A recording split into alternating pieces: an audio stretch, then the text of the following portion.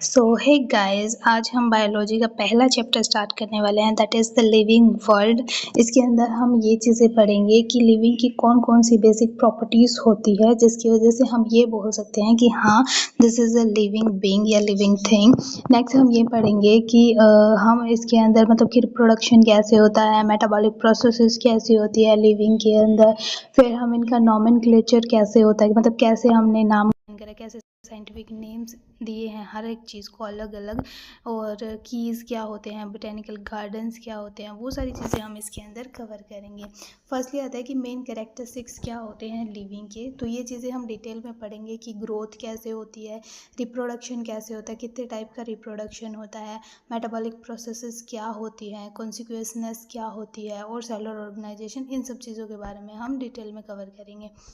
ठीक है, फिर हमारा आता है कि मतलब ये प्रॉपर्टीज़ हमने ये देख ली, तो मेटाबॉलिक कॉन्सिक्वेंसेस, सेलुलर ऑर्गेनाइजेशन, ये सारी डिफाइनिंग प्रॉपर्टीज़ होती हैं लाइफ की। अब आता है हमारा ग्रोथ, कि ग्रोथ क्या होता है। ठीक है, ग्रोथ की ट्विन कैरेक्टरिस्टिक्स होती है ग्रोथ की। पहला कि भी मास इंक्रीज होएगा इसका, सेकंड इंडिविजुअल नंबर इंक्रीज होएगा।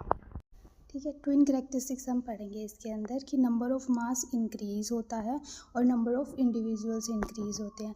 नंबर ऑफ मास कैसे इंक्रीज होएगा, जैसे कि जैसे ह्यूमन बॉडी है, जैसे कि छोटा जब बेबी होता है तो उसके अंदर हमने जैसे स्केलेटन वाले उसमें हमने ये पढ़ा था कि भी 306 या 360 कुछ हड्डियाँ होती हैं उसके अंदर। ठीक है, जैसे हम उसकी तेल से मालिश करते हैं, मालिश करने जैसे जैसे वो अडल्ट होता है ना, तो उसके अंदर 206 हड्डियाँ हो जाती है। ठीक है, तो मतलब कि नंबर ऑफ मास वहाँ पे इंक्रीज़ हो रहा है, और जैसे जैसे मतलब मास इंक्रीज़ हो रहा है तो वो हड्डियाँ जुड़ रही हैं, तो वहाँ पे ये नंबर ऑफ मास वहाँ पे इंक्रीज़ हो रहा है। ऐसे हर एक लिविंग के अंदर नंबर ऑफ मास इंक्रीज़ होएगा अगर ग्रोथ हो रही है तो। ठीक है, नंबर ऑफ इंडिविजुअल्स इंक्रीज़ होंगे, ये एक रिप्रोडक्शन के टाइप है कि नंबर ऑफ इंडिविजुअल कैसे इंक्रीज़ होंगे। जैसे अगर लिविंग होएगा ना तो वो रिप्रोडक्शन करेगा तो नंबर ऑफ इंडिविजुअल्स इंक्रीज़ होंगे ऑटोमेटिकली। जैसे यहाँ पे हमने दिया हुआ है प्लांट की ग्रोथ। ठीक है, प्लांट की ग्रोथ कैसे हो रही है, जैसे हमने कोई सीड लगा दिया, मान लो हमने कोई सीड लगाया है। ठीक है, हम उसको प्रॉपर इन्वायरमेंट प्रोवाइड कर रहे हैं, प्रॉपर हम उसको खाद डाल रहे हैं, प्रॉपर पानी की उसकी रिक्वायरमेंट हम पूरी कर रहे हैं, तो जैसे जैसे टाइम निकलेगा तो ये इसकी नंबर ऑफ ग्रोथ इंक्रीज़ होएगी। जैसे सेल ग्रोथ इंक्रीज़ होएगी, लीव्स निकलनी स्टार्ट हो जाएंगी, इसके अंदर अलग अलग हार्मोनल बैलेंस होएगा, जैसे ऑक्सीजन, साइटोकाइनिन्स वगैरह, तो अलग अलग चीज़ें ये उसके अंदर होती हैं। तो ये नंबर ऑफ ग्रोथ इसकी मतलब कि नंबर ऑफ मास इंक्रीज़ हो रहा है, तो ग्रोथ हो रही है। ठीक है, अब आता है कि टाइप ऑफ ग्रोथ। जो टाइप ऑफ ग्रोथ है ना, बेसिकली जो ग्रोथ है वो दो टाइप से होती है हमारी। First is intrinsic growth and second is extrinsic growth. Intrinsic growth क्या होता है, इनका मतलब होता है अंदर, यानी कि हमारी बॉडी के अंदर मतलब जितने भी लिविंग क्रिएचर्स हैं, लिविंग ऑर्गेनिजम्स हैं, उनकी बॉडी के अंदर जो ग्रोथ हो रही है ना, उसको हम इंट्रेंसिक ग्रोथ बोल रहे हैं। The growth from outside, the growth from inside of the body of the living organism, यानी कि बॉडी के अंदर जो ग्रोथ हो रही है उसको हम इंट्रेंसिक ग्रोथ बोलते हैं। ये एक डिफाइनिंग प्रॉपर्टी है लाइफ की, कि लाइफ अगर है तो उसके अंदर ग्रोथ तो होएगी। सेकंड है एक्सट्रेंसिक ग्रोथ। एक्सट्रेंसिक ग्रोथ क्या होता है, हमारा एक्स का मतलब होता है आउटसाइड। ठीक है, यानी कि वो ग्रोथ जो बॉडी के बाहर हो रही है। जैसे अगर ह्यूमन के अंदर देखें तो हमारे नेल्स ग्रो करते हैं, हमारे हेयर्स ग्रो कर रहे हैं, जो हमारी स्किन है, हमारी स्किन हर हफ्ते में मतलब न्यू स्किन आती है। ठीक है, ऐसे सेल्स इंक्रीज़ होते हैं, ऐसे डेवलप होता है सिस्टम। तो ये होता है कि भी बॉडी के बाहर जो हमारी ग्रोथ हो रही है उसको हम एक्सटेंसिव ग्रोथ बोलते हैं। ठीक है, जो नॉन लिविंग है वो एग्जिबिट करते हैं इस टाइप की ग्रोथ को, एक्सटेंसिव ग्रोथ को। ठीक है, non living objects also grow if we take increase in body mass as a criterion for growth. ठीक है, नेक्स्ट आता है हमारा रिप्रोडक्शन। तो रिप्रोडक्शन क्या होता है, मतलब कि रिप्रोडक्शन के थ्रू नए नए इंडिविजुअल्स की मतलब कि जन्म दिया जाता है। Production of new individuals of progeny is called as reproduction, यानी कि न्यू इंडिविजुअल को जन्म देना या न्यू प्रोजेनी को जन्म देना, उसको हम बोलते हैं रिप्रोडक्शन। ठीक है, रिप्रोडक्शन यूनिसेलुलर ऑर्गेनिज्म में भी होता है और मल्टीसेलुलर ऑर्गेनिज्म में भी होता है। जो यूनिसेलुलर ऑर्गेनिज्म के अंदर रिप्रोडक्शन हमारा होता है, जैसे कि यूनिसेलुलर ऑर्गेनिज्म हमारे कौन से होते हैं, बैक्टीरिया हो गया, एल्गी हो गया, अमीबा हो गया, तो इनके अंदर सिनोनिमियस ग्रोथ होती है। सिनोनिमियस ग्रोथ क्या होता है कि इनकी सेल्स खुद को इंक्रीज़ करती हैं। जैसे अमीबा है, मान लो ये हमारा अमीबा है, ठीक है। अमीबा की कोई पर्टिकुलर शेप नहीं होती, तो ये क्या करता है, खुद को दो में डिवाइड कर देता है। तो इस टाइप का जो रिप्रोडक्शन है ये यूनिसेलुलर रिप्रोडक्शन होता है। लेकिन जो अमीबा है ना, इसकी प्री एग्जिस्टिंग कोई बॉडी नहीं बचती। जैसे ह्यूमंस हैं, ह्यूमंस अगर मर जाएंगे ना तो उसकी डेड बॉडी बच जाती है, उसको हम जला के आते हैं। तो जैसे जो अमीबा वगैरह जो यूनिसेलुलर होते हैं ना, इनकी कोई डेड बॉडी नहीं मिलती, इसलिए हम इनको ये नहीं बोल सकते कि भाई ये मर गए या ऐसा कुछ है। तो इनको हम ये भी बोल सकते हैं भी ये अमर है, ये कभी नहीं मरते, क्योंकि ये खुद की सेल्स को ही दो में डिवाइड कर लेते हैं, ठीक है। फिर आता है हमारा multi cellular organism. Multi cellular organism के अंदर रिप्रोडक्शन कैसे होता है? मल्टी सेलुलर ऑर्गेनिज्म के अंदर रिप्रोडक्शन के लिए दो पेरेंट की ज़रूरत पड़ती है, one is male and another is female, ठीक है। ये होता है मेल का साइन, ये होता है फीमेल का साइन, ठीक है। तो इसके अंदर दो पेरेंट्स की हमें ज़रूरत पड़ती है। Reproduction in case of multi cellular organism is production of progeny possessing features more or less similar to their parents. इनके जो फीचर्स होंगे बॉडी के, वो सारे के सारे इनके पेरेंट्स के थ्रू ही होंगे, मतलब उनके जैसे ही फीचर्स होंगे, ठीक है। लेकिन बहुत सारे ऑर्गेनिजम्स ऐसे हैं जो रिप्रोड्यूस नहीं करते, जैसे म्यूस जो खच्चर होते हैं, या जो स्टेराइल वर्कर्स होते हैं बीज में, जैसे हनी बीज वगैरह होती है ना, उसमें जो सिर्फ जो वहाँ की जो मेन जो रानी होती है सिर्फ वही रिप्रोड्यूस करती है। लेकिन जो वर्कर्स जो बीज होती हैं वो स्टेराइल होती हैं, लेकिन वो रिप्रोड्यूस नहीं करते, ठीक है। जो इनफर्टाइल ह्यूमन कपल्स होते हैं भी, जो बेबी प्रोड्यूस नहीं कर सकते, तो ये रिप्रोडक्शन नहीं कर सकते, ठीक है, रिप्रोड्यूस नहीं कर सकते। ये हमारा अमीबा, ये अमीबा का स्ट्रक्चर है, और ये यूनिसेलुलर ऑर्गेनिज्म होता है, ठीक है, खुद को ही डिवाइड कर लेता है। यूनिसेलुलर रिप्रोडक्शन इसके अंदर होता है। फिर आता है हमारा मल्टी सेलुलर ऑर्गेनिजम्स कौन कौन से होते हैं? ये सारे मल्टी सेलुलर है, जैसे फ्रॉग हो गया, पिजन हो गया, फिशेज वगैरह होगी, जो लिविंग क्रिएचर जो हमारे समुद्र के अंदर मिलते हैं वो सारे, ह्यूमंस, एनिमल्स जैसे काऊ, डॉग वगैरह, ये सारे हमारे मल्टी सेलुलर ऑर्गेनिजम्स हैं, और ये सारे के सारे रिप्रोड्यूस करते हैं, ठीक है। फिर आता है type of reproduction. Type of reproduction कितने टाइप का होता है? दो टाइप से हम रिप्रोडक्शन पढ़ते हैं बेसिकली। पहला है एसेक्सुअल रिप्रोडक्शन और दूसरा है सेक्सुअल रिप्रोडक्शन, ठीक है। एसेक्सुअल रिप्रोडक्शन कौन सा होता है? रिप्रोडक्शन इन विच फर्टिलाइजेशन और gametic fusion and meiosis is not involve is called asexual reproduction. Asexual reproduction वो ये रिप्रोडक्शन का ऐसा टाइप है जिसके अंदर फर्टिलाइजेशन का कोई इन्वॉल्वमेंट नहीं होता, मियोसिस वगैरह, गैमेटिक फ्यूजन्स, ये चीज़ें कुछ इन्वॉल्व नहीं होती, और लेकिन वो रिप्रोडक्शन करते हैं। इसमें कोई दो पेरेंट्स की कोई ज़रूरत नहीं होती, एक ही पेरेंट से रिप्रोडक्शन हो सकता है, ठीक है। ये अलग अलग टाइप से हो सकता है। बाय एसेक्सुअल स्पोर्स, स्पोर्स से कैसे होएगा? जैसे कि एल्गी और फंगी के अंदर होता है। ये रहा हमारा स्पोर्स से, ये देखो, ये हमारे स्पोर्स हैं, ठीक है। ये कोई हमारा प्लांट राइजोइड्स है, ठीक है, ये हमारे स्पोर्स हैं। ये स्पोर्स क्या करेंगे? इन स्पोर्स के थ्रू हमारे न्यू हाइफी बना लेगा, ये न्यू प्लांट्स ग्रो कर लेगा, ठीक है। तो ये स्पोर्स के थ्रू एसेक्सुअल रिप्रोडक्शन होता है।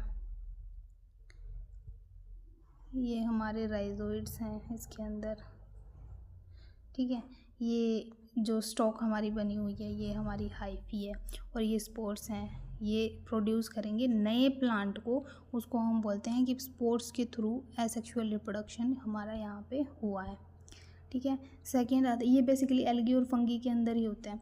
फिर आता है बडिंग। बडिंग के थ्रू, बड क्या होता है? बडिंग के थ्रू यीस्ट और हाइड्रा के अंदर एसेक्सुअल रिप्रोडक्शन होता है हमारा। बडिंग के थ्रू कैसे होता है? जैसे ये हाइड्रा का है, ठीक है। हाइड्रा के अंदर क्या होता है?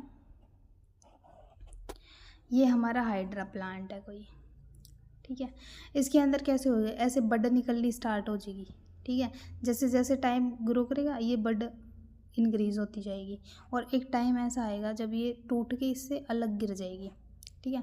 ये हाइड्रा अलग है, और यहाँ पे ये टूट के अलग गिर जाएगी, तो यहाँ पे एक नया हाइड्रा बना लेगी। तो इसके अंदर दो पेरेंट्स की तो ज़रूरत हुई ही नहीं हमें, तो यानी कि बड के थ्रू, बड फॉर्मेशन के थ्रू एक नया प्लांट इसने ग्रो करवा दिया। ये एसेक्सुअल रिप्रोडक्शन का, बडिंग का एग्जाम्पल है, ठीक है। हाइड्रा और ईस्ट के अंदर ये होता है। फिर आता है हमारा फ्रेगमेंटेशन। फ्रेगमेंटेशन के थ्रू कैसे होता है? एल्गी, फंगी, प्रोटोनिमा, मोसिस, इसके अंदर फ्रेगमेंटेशन के थ्रू हमारा एसेक्सुअल रिप्रोडक्शन होता है।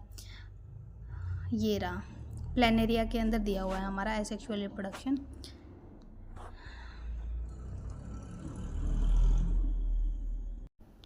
ये हमारा दिया हुआ है प्लेनेरिया, ठीक है। इसके अंदर कैसे हुआ है, एक मिनट, फ्रेगमेंट के थ्रू। ये हमारा पेरेंट है प्लेनेरिया, ठीक है। इसके अंदर कैसे हुआ, अगर हम इसको यहाँ से बीच में से कट कर देते हैं, ठीक है। बीच में से कट करने के बाद ये 3 पोर्शन में डिवाइड हो गया, ठीक है। ये हमारा फ्रेगमेंट है, ठीक है। और ये है हमारे डॉटर सेल्स। तो ये जो है ये नीचे का पोर्शन बना लेगा, ये वाला ऊपर का और नीचे का दोनों पोर्शन बना लेगा, ये वाला ऊपर का पोर्शन बना लेगा। यानी कि एक ही प्लेनेरिया को अगर हमने कट करा है तो 3 डॉटर सेल्स बन गई इसकी। इसको और कट कर देंगे तो ये आगे डिवाइड होती है। यानी कि इसको अगर फ्रेगमेंट में हम कट कर देते हैं, इसका एक बेसिक हम एग्जांपल ले लेते हैं। ये एक रीजनरेशन का टाइप है। जैसे कि हम घरों में छिपकली देखते हैं, गलती से अगर उसकी पूँछ कट जाती है तो जैसे जैसे टाइम ग्रो करेगा ना तो वो पूँछ उसकी वापस आ जाती है। क्यों आ जाती है, वो एक फ्रेगमेंट का टाइप है, ठीक है। यानी कि उसका वो फ्रेगमेंट कट गया लेकिन रीजनरेट कर गया वो चीज़, ठीक है। तो ये है हमारा फ्रेगमेंटेशन का एग्जांपल। ये एसेक्सुअल रिप्रोडक्शन है। इसमें कहीं पेरेंट्स की ज़रूरत पड़ी नहीं पड़ी ना, क्योंकि एक को ही हमने उसको कट कर दिया, इसमें कोई वो रिप्रोडक्शन वगैरह की ऐसा वो नहीं हुआ, लेकिन नए इंडिविजुअल बने हैं। तो ये हमारा है एसेक्सुअल रिप्रोडक्शन, ठीक है।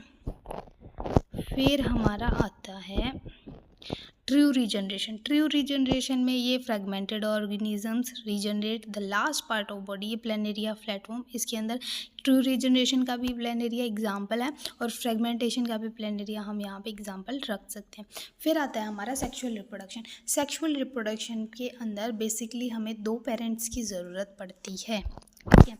2 पेरेंट की हमें ज़रूरत पड़ेगी, एक मेल होएगा एक फीमेल होएगी। दोनों जब फ्यूज़ करेंगे तो नया ऑर्गेनिज्म डेवलप होएगा। Reproduction in which gametes are formed by meiosis and fertilisation take place to form progeny is called sexual reproduction. Humans के अंदर, डॉग्स के अंदर, कैट्स के अंदर, मोस्टली जितने एनिमल्स हैं सब के अंदर सेक्सुअल रिप्रोडक्शन होता है।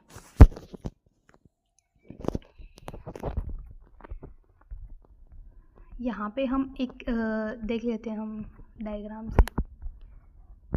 ये तो यूनिसेलुलर ऑर्गेनिज्म का हो गया। जैसे अमीबा है, न्यूक्लियर डिवीज़न होएगा, 2 में न्यूक्लियस डिवीज़न हो जाएगा, साइटोप्लाज्म डिवाइड होएगा और डॉटर सेल से बन जाएगी। ये भी एसेक्सुअल का एग्जांपल है, ठीक है।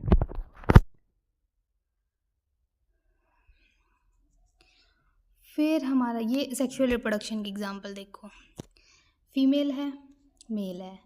फीमेल से आया एग, मेल से आया स्पर्म, दोनों फ्यूज़ हुए, फ्यूज़ होके बना हमारा जाइगोट, जाइगोट से बना हमारा एम्ब्रायो और एम्ब्रायो से न्यू इंडिविजुअल फॉर्म हो जाता है। तो ये है हमारा सेक्सुअल रिप्रोडक्शन। फीमेल से एग आएगा, मेल से स्पर्म आएगा, दोनों फ्यूज़ होके जाइगोट बनाएंगे, फिर एम्ब्रायो बनेगा और फिर न्यू इंडिविजुअल बनेगा। ये एसेक्सुअल रिप्रोडक्शन है। थर्ड प्रॉपर्टी आती है हमारी मेटाबॉलिज्म। मेटाबॉलिज्म क्या होता है, the sum total of all the chemical reaction occurring in our body, कि हमारी बॉडी के अंदर, ह्यूमन बॉडी के अंदर या लिविंग कोई भी है उसकी बॉडी के अंदर जितनी भी केमिकल रिएक्शंस हो रही हैं उसको हम बोलते हैं मेटाबॉलिज्म। यानी अंदर मेटाबॉलिक प्रोसेस हो रही है। जितने भी प्लांट्स हैं, एनिमल्स हैं, फंगी हैं, माइक्रोब्स हैं, ये सारे एग्जिबिट करते हैं मेटाबॉलिज्म को। इनके अंदर कोई केमिकल रिएक्शंस नहीं होती। नॉन लिविंग ऑब्जेक्ट भी, जितने भी नॉन लिविंग होंगी उनके अंदर भी कोई मेटाबॉलिक प्रोसेस नहीं होती। An isolated metabolic reaction outside the body of an organism performed in a test tube in neither living or non-living। मतलब कि जो लिविंग होएगी ना सिर्फ उसके अंदर मेटाबॉलिक प्रोसेस होती है। केमिकल रिएक्शन कैसे, जैसे हम खाना खाते हैं तो हमारे खाने के अंदर क्या बोलते हैं, हमारे स्टमक के अंदर HCl प्रेजेंट होता है, हाइड्रोक्लोरिक एसिड। तो वो एक केमिकल रिएक्शन है, वो हमारे खाने को डाइजेस्ट करती है, तो वो एक मेटाबॉलिक प्रोसेस आ जाती है, ठीक है। जो आइसोलेटेड मेटाबॉलिक रिएक्शन है, in vitro are not living things but surely living reaction. वो इन विट्रो लिविंग थिंग्स नहीं होते लेकिन एक लिविंग रिएक्शन तो होती है, आइसोलेटेड मेटाबॉलिक रिएक्शन जो होती है। नेक्स्ट आता है हमारा cellular organisation. Cellular organisation, cell के हिसाब से हमने ऑर्गेनाइज्ड करी हुई हैं चीज़ें कि कौन से यूनिसेलुलर ऑर्गेनिजम्स हैं और कौन से मल्टीसेलुलर। यूनिसेलुलर जिसके अंदर सिर्फ एक ही सेल से कोई ऑर्गेनिज्म बना हुआ है, वो एक ही सेल सारी चीज़ें परफॉर्म करेंगी, चाहे वो खाना खाना हो, चाहे वेस्ट को बाहर निकालना हो, चाहे एनर्जी प्रोवाइड करना हो, लीवर का, किडनी का, हार्ट का, सारे ही फंक्शन एक ही सेल करेगी, वो होते यूनिसेलुलर ऑर्गेनिज्म। और यूनिसेलुलर ऑर्गेनिज्म का सबसे बेस्ट एग्जांपल हमने अमीबा का पढ़ा था, ठीक है। मल्टी सेलुलर ऑर्गेनिज्म कौन से होते हैं, जैसे हम ह्यूमन बींग्स हैं, हम मल्टी सेलुलर ऑर्गेनिज्म में आते हैं। जैसे कि हमारी अलग अलग सेल्स होती है, जैसे कि हमारी एक सेल से मतलब ये हमारी एक सेल है, तो बहुत सारे ग्रुप ऑफ सेल्स मिलके हमारे टिश्यू बनाएंगे, ग्रुप ऑफ टिश्यू मिलके हमारे ऑर्गन बनाएंगे, जैसे हमारा लीवर हो गया, हमारा हार्ट हो गया, किडनी होगी, ये सारे बनाएंगे। और ग्रुप ऑफ ऑर्गन्स मिलके हम एक कंप्लीट एक ऑर्गेनिज्म बनाते हैं जो हम हैं, जैसे ह्यूमंस हैं, ठीक है। ये हम मल्टी सेलुलर का एग्जाम्पल है। जैसे एनिमल्स में आ गया, डॉग्स हो गए, काऊ हो गए, मतलब जिनको हम देख सकते हैं ना, वो मल्टी सेलुलर ऑर्गेनिजम्स में आते हैं, ठीक है। मोस्टली वो मल्टी सेलुलर में होते हैं, क्योंकि यूनिसेलुलर एक सेल के जो बने होते हैं ना, वो बहुत ही छोटे होते हैं, इतने छोटे होते हैं कि हम अपनी नेकेड आइज से उनको हम नहीं देख सकते, हम उनको माइक्रोस्कोप के अंदर ही देख सकते हैं। वो यूनिसेलुलर ऑर्गेनिज्म, जैसे बैक्टीरिया हो गए, फंगी होगी, वायरसेस वगैरह हो गए, जैसे कोरोना वायरस आया था, तो ऐसे बहुत सारे वायरसेस वो यूनिसेलुलर होते हैं, उनको हम नहीं देख सकते। उनको देखने के लिए हमें एक माइक्रोस्कोप की ज़रूरत पड़ती है। तो ये सेलुलर ऑर्गेनाइजेशन है, ठीक है। और जो सेल है वो बेसिक यूनिट ऑफ लाइफ है हमारी, ठीक है। एक सेल है जो हमारी बेसिक यूनिट ऑफ लाइफ है और फंडामेंटल यूनिट ऑफ लाइफ है। हर एक जो लिविंग ऑर्गेनिज्म है, हर एक ऑर्गेनिज्म है, वो सेल से बना होता है। फिर आता है कॉन्सिक्वेंसनेस। कॉन्सिक्वेंसनेस क्या होता है कि सेंस करने की जो एबिलिटी है, जैसे कि इन्वायरमेंट कैसा है उस चीज़ को हम सेंस कर पा रहे हैं। एक सेल्फ कॉन्सिक्वेंसनेस होती है। सेल्फ कॉन्सिक्वेंसनेस में बेसिकली ह्यूमन बींग्स, जैसे हमारे अंदर सेल्फ कॉन्सिक्वेंसनेस प्रेजेंट है। कैसे? जैसे ही इन्वायरमेंट चेंज होएगा उसके अकॉर्डिंग हम खुद को अडेप्ट कर लेते हैं। फॉर एग्जाम्पल ऐसे अभी गर्मियाँ चल रही हैं, तो गर्मियाँ चल रही हैं तो हम शॉर्ट्स कपड़े लेके आएंगे, हाफ बाजू के कपड़े, हाफ बाजू की पैंटें, मतलब हम मतलब शॉर्ट्स वगैरह, कैफरी वगैरह पहननी स्टार्ट कर देंगे। बाहर जाएंगे तो खुद को कवर करके जाएंगे, कूलर वगैरह लगा लिए, एसी वगैरह लगा लिए, यानी कि हम उसके हिसाब से, इन्वायरमेंट के हिसाब से खुद को अडेप्ट कर रहे हैं। बहुत ज़्यादा ठंड आएगी तो हम ठंड के कपड़े ले आएंगे, शॉल, चादरें वगैरह और ये सारी चीज़ें, कोट वगैरह, डेनिम्स वगैरह, ये सारी चीज़ें हम ले आएंगे। यानी कि ठंड के अकॉर्डिंग हम खुद को अडेप्ट कर रहे हैं। तो इन्वायरमेंट के हिसाब से खुद को अडेप्ट कर लेते हैं हम उस चीज़ में, जिस चाहे वो फिजिकल इन्वायरमेंट हो, केमिकल, बायोलॉजिकल, कैसा भी इन्वायरमेंट हो, बट हम वहाँ पे सस्टेन कर सकते हैं। हमें पता है कि भी क्या चीज़ कब क्या करनी है। वो सेल्फ कॉन्सिक्वेंस है कि भी हमारी एबिलिटी है कि हम इन्वायरमेंट को सेंस करके खुद को उसमें अडेप्ट कर सकते हैं। ये होता है कॉन्सिक्वेंसनेस, ठीक है। फिर आता है हमारा मेटाबॉलिज्म। ये मेटाबॉलिज्म तो हमने पढ़ लिया। मेटाबॉलिज्म के अंदर क्या होता है कि कोई भी केमिकल एनर्जी, जैसे फैट, कार्बोहाइड्रेट्स या अदर, इसके अंदर एटीपी फॉर्मेशन होएगा। एटीपी होएगी तो मेटाबॉलिज्म की प्रोसेस स्टार्ट होएगी।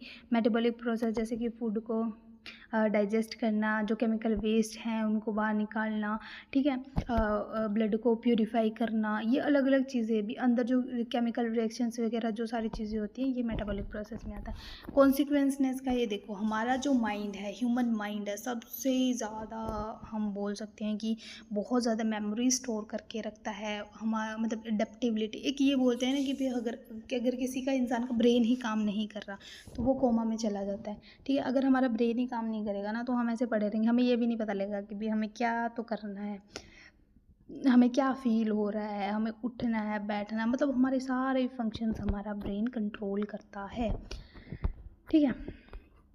ये तो हमारे बेसिक कैरेक्टरिस्टिक्स लिविंग की। अब आती है कि डाइवर्सिटी, लिविंग वर्ल्ड के अंदर अलग अलग डाइवर्सिटी है भाई। हम देखते हैं ना कि हम देखो अपने आसपास के इन्वायरमेंट में देखो बहुत सारी डाइवर्सिटी मिलेगी। सिर्फ अपने घर घर में देखो, आपने गार्डन लगाया होगा, प्लांट्स की अलग अलग डाइवर्सिटी देखो कि कोई मैंगो का प्लांट है, कोई चिक्कू का प्लांट है, कोई किसी चीज़ का प्लांट है। ग्रासेज, अलग अलग ग्रासेज में भी मतलब जो घास होता है वो भी अलग अलग टाइप का घास होता है, ठीक है। जो चींटियाँ घूम रही होती है, अलग अलग टाइप की चींटियाँ घूम रही होती हैं, छोटे छोटे इंसेक्ट, अलग अलग टाइप के इंसेक्ट होती है, यानी कि डाइवर्सिटी भरी पड़ी है। जो हम जानवर वगैरह रखते हैं, जैसे डॉग रख लिया, कैट रख लिया, चिड़िया रख ली, ऐसे अलग अलग, मतलब बहुत सारी चिड़िया में भी इतनी सारी डाइवर्सिटी आपको देखने को मिल जाएगी ना। तो अलग अलग स्पीसीज़ के अंदर अलग अलग रेंज है अभी। तो ये इन्होंने बताया गया कि 1.7 से 1.8 मिलियन तक डाइवर्सिटी हमारे वर्ल्ड के अंदर प्रेजेंट है, ठीक है। अब आता है हमारा नोमेनक्लेचर कि नोमेनक्लेचर का मतलब क्या होता है। बेसिकली हमने नाम रख दिया किसी चीज़ का। जैसे हम पैदा हुए तो किसी को पता था हमारा क्या नाम है, हमारे पेरेंट्स ने हमें नाम दिया ना, ठीक है। हमारे पेरेंट्स ने हमें नाम दिया और जो हमारा सरनेम है वो हमारे पेरेंट्स के थ्रू हमारा सरनेम लगता है, तो वो एक हमें नाम दे दिया पर्टिकुलर, ठीक है। कि हमें उस नाम से जानना चाहिए। अब ऐसे तो नहीं है ऐसे करके बोलेंगे ए तू इधर आ, ऐसे तो नहीं है। पर्टिकुलर हर इंसान का अलग अलग नाम है। अगर हम कोई जानवर भी अपने घर में रखते हैं ना तो उसको नाम दे के रखते हैं। जैसे हमने कोई डॉगी रखा तो उसको टॉमी नाम दे दिया कि भी हाँ ये तो हमारा टॉमी है, तो हम उसको नाम से जब हम उसको बुलाएंगे तो वो आता है। तो इसी तरीके से अलग अलग चीज़ों को पूरे वर्ल्ड में जितनी भी चीज़ें हैं सबका एक नाम दे दिया पर्टिकुलर, उसको हम बोलते हैं नॉमेनक्लेचर, यानी कि नाम दे दिया भाई, नामकरण कर दिया उसको हम नॉमेनक्लेचर बोल रहे हैं। There is a need to standardise the naming of living organism such that a particular organism is known as same name as over the world, कि एक पर्टिकुलर नाम दे दिया पूरे वर्ल्ड में, उसको उसी नाम से जाना जाएगा। फॉर एग्जाम्पल मैंगो, मैंगो का साइंटिफिक नेम दे दिया भाई मैंजीफेरा इंडिका है, तो हम कहीं भी चले जाएं ओवरऑल वर्ल्ड में जहाँ पे उसको चाहे मैंगो बोलते भी ना हो, लेकिन अगर हमने मैंजीफेरा इंडिका बोल दिया मतलब उनको समझ आ जाएगा भी मैंगो की ही बात कर रहे हैं, क्योंकि मैंगो की भी अलग अलग वेराइटी होती है, एक टाइप का आम नहीं होता। अब गर्मियाँ चल रही हैं तो सब लोगों का आम तो फेवरेट है ही, आम तो खाएंगे ही खाएंगे, तो अलग अलग टाइप के आम आते हैं। ठीक है, फिर आता है हमारा आइडेंटिफिकेशन। ठीक है, तो आइडेंटिफाई करना बहुत ज़रूरी है कि भी हम किस चीज़ को क्या नाम दे रहे हैं, तो होता है आइडेंटिफिकेशन।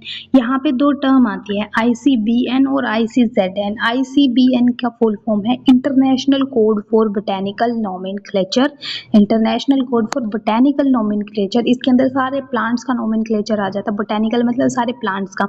नेक्स्ट है ICZN, that is international code for zoological nomenclature, zoological जू देखते हैं एनिमल्स देखते हैं, तो जितने भी एनिमल्स का नॉमेनक्लेचर है सारा इसके अंदर आ जाएगा। फादर ऑफ टैक्सोनॉमी कौन है, हमारे कैरोलस नीलियस साहब है, कैरोलस नीलियस साहब। ठीक है, बाइनोमियल नॉमेनक्लेचर दिया था इन्होंने कि दो कंपोनेंट्स आएंगे, बाइनोमियल नॉमेनक्लेचर यानी कि दो कंपोनेंट्स आएंगे। पहला जो नाम आएगा वो जेनेरिक नेम होएगा, यानी कि जेनेटिक जो उसका नेम है जीन से रिलेटेड। दूसरा जो आएगा वो एक स्पेसिफिक एफिथिएट होएगा, यानी कि कौन सी वो स्पीसीज़ है उसके अकॉर्डिंग। ठीक है, अब आता है कुछ रूल्स हैं नोमेनक्लेचर के भी, किसी का नामकरण करने से पहले कुछ रूल्स ध्यान में रखने चाहिए, वो चीज़ है। पहला क्या है कि भी दोनों जो नाम होएंगे बायोलॉजिकल नेम जो हमारा होएगा, कि जो हमारा बायोलॉजिकल नेम जो होएगा वो लैटिन वर्ड में लिखा जाएगा, मतलब लैटिन लैंग्वेज में लिखा जाएगा और इटैलिक्स होएगा। ठीक है, generally Latin and written in italics. Italics मतलब कंप्यूटर के अंदर जो हम टेढ़े टेढ़े अक्षर लिखते हैं ना उसको इटैलिक्स लैंग्वेज बोलते हैं। ठीक है, जो पहला वर्ड जो होएगा वो जीनस को रिप्रेजेंट करेगा और जो सेकंड वर्ड होएगा वो स्पेसिफिक एपिथेट्स को रिप्रेजेंट करेगा।